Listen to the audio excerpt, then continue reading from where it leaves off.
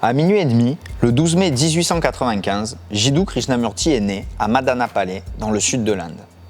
Vous parlez de Krishnamurti sans vous raconter son enfance, sa vie, sans faire l'historique de la société théosophique, de l'hindouisme, de la naissance du New Age et tant d'autres sujets connexes, c'est un véritable crève-cœur.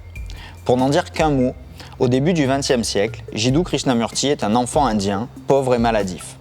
Un jour où il joue dans les vagues du golfe du Bengale avec son frère, il est repéré par Charles Leadbeater, un occultiste anglais qui se promène avec ses disciples.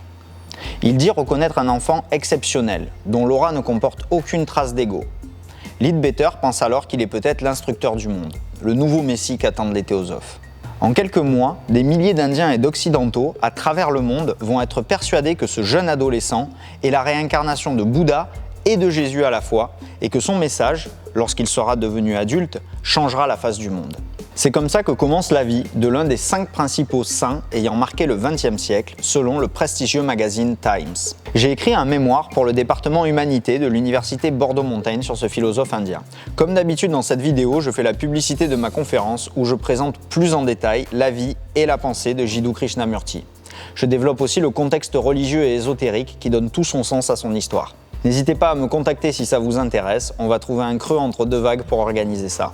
À un peu plus de 30 ans, Krishnamurti finit par quitter la société théosophique et il dissout l'Ordre de l'Étoile qui avait été fondé par Annie Besant, la présidente de cette société, pour porter et diffuser le ministère du grand instructeur de l'humanité. Je vous mets en description le discours que Krishnamurti prononça à cette occasion. La vérité est un pays sans chemin. Cette prise de parole d'une quinzaine de minutes va complètement bouleverser la pensée religieuse, philosophique, psychologique, et nombre de ces principes sont aujourd'hui des lieux communs dans les spiritualités. Jiddu Krishnamurti, c'est l'anti-gourou absolu, qui ne reconnaît ni maître, ni autorité, ni influence quelconque pour lui-même comme pour les autres.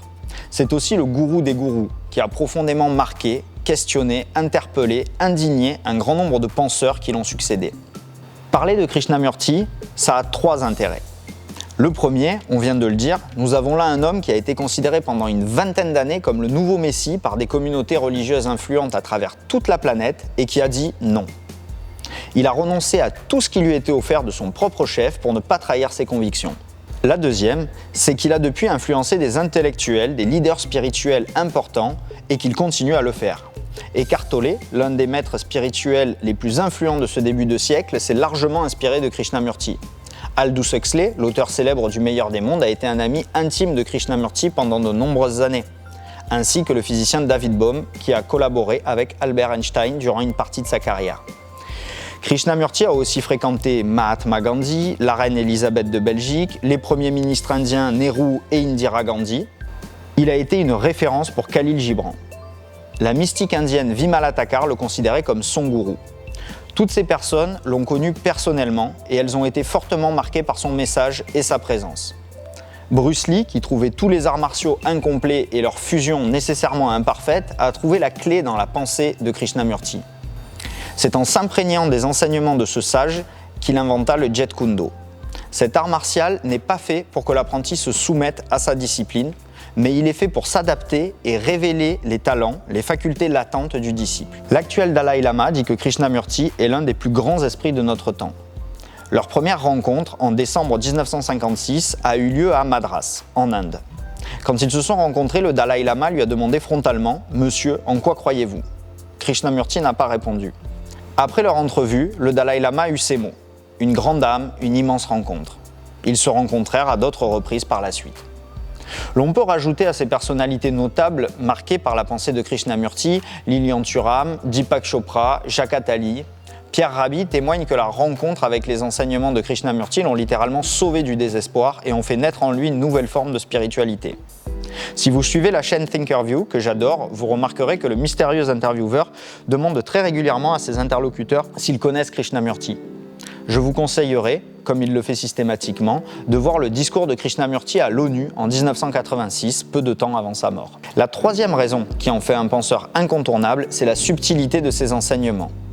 Que ce soit ici ou même dans ma conférence, nous n'avons pas le temps d'approfondir toute sa philosophie du monde et de l'homme. Il a laissé derrière lui une œuvre immense et une somme d'archives plus importante encore que ses fondations, en Inde, en Angleterre et aux États-Unis, n'ont pas fini de traiter. Sur leur chaîne YouTube, que je vous mets en description, des archives inédites sont restaurées et divulguées chaque semaine. Mais je ne me suis donné que 15 minutes pour vous présenter le maître qui ne voulait pas l'être et l'originalité de sa pensée, alors on va rentrer dans le vif du sujet. Son message est déroutant de prime abord, mais très exaltant quand on commence à l'explorer. C'est un peu le genre de claque qu'on prend quand on voit Matrix pour la première fois. Krishnamurti veut libérer les femmes et les hommes des fausses croyances qui les empêchent de vivre dans la vérité, qui nous interdisent de voir le monde tel qu'il est. Nous vivons tout à travers les images, les croyances, les représentations que nous avons des choses. Est-on sérieux quand on pense pouvoir parler de Dieu ou de l'au-delà ? La réalité de Dieu peut-elle vraiment se faire comprendre dans les 4 lettres qui composent le mot Dieu ? Vous-même, pouvez-vous être défini par un prénom, par des qualificatifs, même par une biographie de 10 000 pages ? Est-on sérieux quand on prétend qu'un drapeau ou qu'une chapelle mérite que des gens meurent ? Car français, comme musulmans, paysans ou marseillais, ce ne sont rien d'autre que des mots, derrière lesquels chacun agglomère des présupposés, des idées subjectives, ce qu'il connaît de la réalité à travers son hublot. La patrie, la transcendance ou les traditions, ce sont des concepts, pas la réalité. Ces notions n'ont donc rien de vrai ou d'utile. Ce qui nous empêche de vivre cet état authentique, paisible, ce qui nous empêche de cueillir la vie, ce sont les nuées de nos croyances. Notre conscience est tout entière faite d'un tas d'informations parcellaires que l'on a entendues ici ou là, que l'on a mis ensemble et qu'on appelle « moi ». Et ce « moi » est fait d'étiquettes subjectives, pas très claires, même pour nous-mêmes quand on y regarde bien. Nous ne voyons pas la réalité se déployer dans son infinie profondeur à chaque instant parce que nous l'enfermons dans des concepts, des idées préconçues. Nous sommes prisonniers de notre expérience, de notre passé, du connu. Nous en sommes prisonniers parce que nous analysons tout ce qui se produit dans le présent à la lumière de notre expérience passée pour nous projeter dans le futur. Donc demain ne peut être que le reflet de plus en plus déformé d'hier. Il y a 2 types de croyances. Les croyances fonctionnelles ne sont pas pathologiques. Je sais que le feu, ça brûle. Je connais les effets que produisent la pédale de frein et d'accélération. Mais croire que les images et les présupposés que nous superposons en permanence à la réalité sont vrais, ça nous enferme dans l'erreur, le désir, la frustration, et c'est la source de tous nos malheurs. Au fur et à mesure qu'émergent les événements, nous y réagissons, de manière réfléchie ou non, en nous basant sur des schémas périmés, des connaissances subjectives, limitées, des attentes que nous avons tirées de nos expériences. Mais ça n'est pas une fatalité. C'est même trop simple d'y échapper. Il faut arrêter de croire que ce que nous savons est vrai. Se libérer, se transcender, accéder à un autre état de conscience, c'est seulement ça. Krishnamurti dit « La première et la dernière liberté ne sont qu'une. Tout est déjà présent. Ce que les religions appellent l'éveil, le salut, sont immédiatement disponibles pour chacun d'entre nous. La seule chose qui nous empêche de cueillir la vie, c'est que nous ne la regardons pas pour ce qu'elle est, nous la regardons à travers le voile de nos illusions, à travers le prisme déformant de ce qu'on croit savoir. Nous croyons même savoir ce qu'est l'éveil ou le salut, étant donné qu'on le désire et qu'on se le représente. Ainsi, nous courons après l'illumination et fuyons l'instant présent qui devient mécaniquement difforme et confus. D'autres choisissent le scepticisme et s'interdisent ainsi de voir ce que l'expérience humaine peut avoir d'inexplicable. Ainsi, pour Krishnamurti, croyants et athées contournent soigneusement la réalité de la vie. Ils la balisent d'idées toutes faites pour ne pas y être confrontés. Pour Krishnamurti, nous devons voir le monde et les autres avec un autre organe que notre cerveau. L'intellectualisé ne nous révélera jamais l'océan d'amour et de vitalité qui est la trame de notre existence. Je suis d'accord, c'est quelque chose de complexe à se représenter, justement car il n'y a aucune représentation à se faire. Surtout pour les Français, biberonnés à la philosophie de Descartes. Ici, je pense donc je suis ne veut rien dire. Pour Krishnamurti, la pensée est un processus physiologique naturel, comme la digestion. Je ne dis pas, je digère, donc je suis. D'autant que la digestion remplit son rôle, alors que notre pensée est malade, ballonnée et finit par jouer contre nous en fonctionnant comme un cancer de la réalité. Si je parviens à être sans penser, ce qui devrait être mon état naturel, je me rendrai compte que je suis déjà complet. Complet, quelle que soit ma situation actuelle. Il suffit de stopper le mécanisme de dissociation, de particularisation, de comparaison, de qualification que produit la pensée à chaque instant. Alors, je deviendrai automatiquement un avec le tout. Je verrai toute chose dans sa singularité, dans son unicité. Je verrai toute chose dans sa relation avec moi et le monde. La vérité, c'est que je fais déjà corps avec les autres, avec l'univers. La seule condition pour que ce miracle se produise, c'est que ma pensée ne crée pas d'observateur. qu'elles ne se mettent pas à juger ce que j'observe sur la base de ce que je prétends connaître. Au fond, le constat de Krishnamurti est simple. 1. Ce qui nous importe, c'est d'être heureux et de connaître la vérité.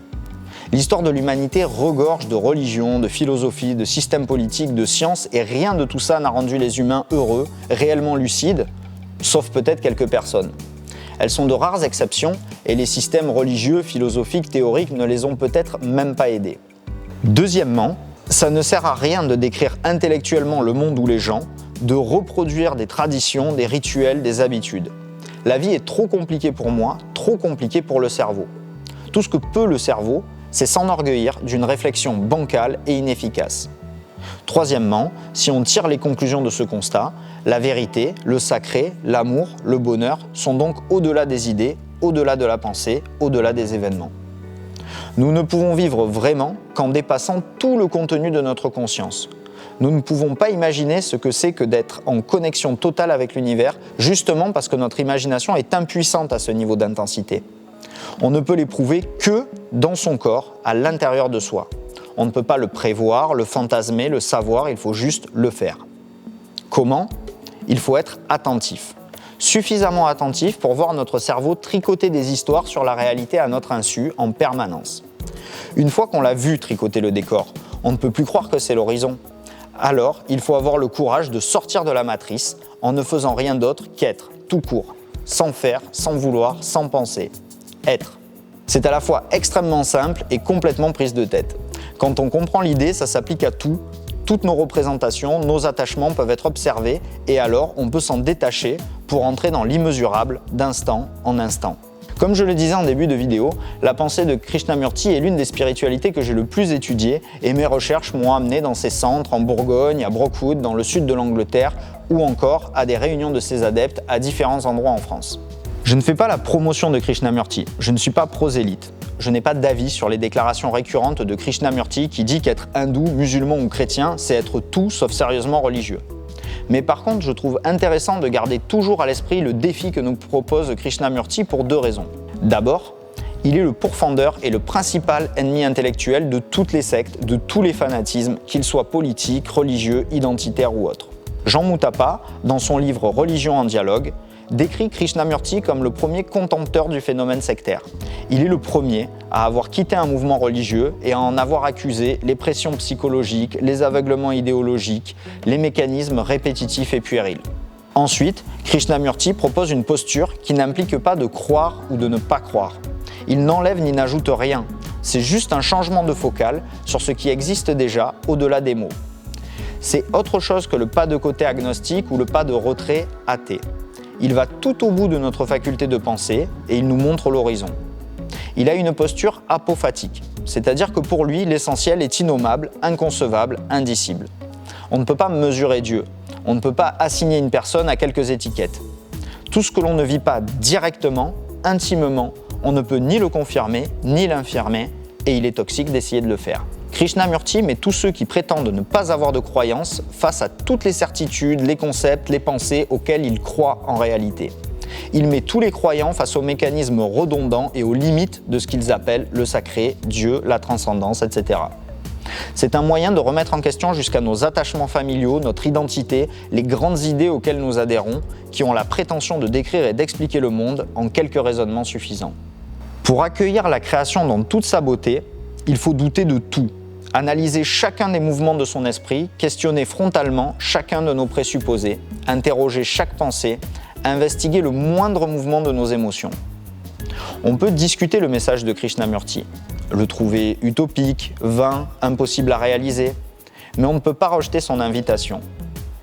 Notre corps et notre esprit sont selon lui un tympan infiniment subtil qui nous permet d'appréhender intuitivement la réalité dans toutes ses dimensions. Nous pouvons entrer en contact avec la vérité au sens ontologique, au sens ultime.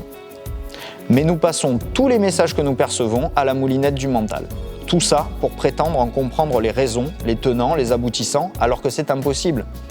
Plutôt que de faire semblant que l'on comprend, pourquoi ne pas mettre de côté ce que nous croyons savoir pour regarder les choses telles qu'elles sont pour la première fois ?